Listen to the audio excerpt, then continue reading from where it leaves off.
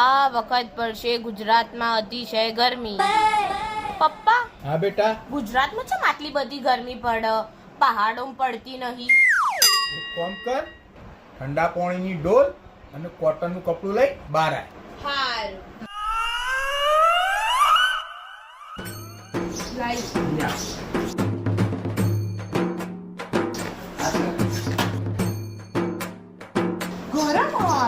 બરાબર, ઠંડુ પાણી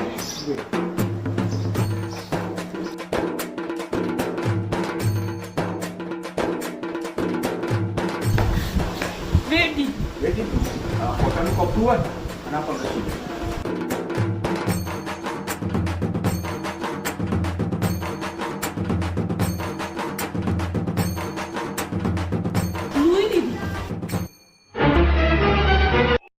હા આવું બરોબર.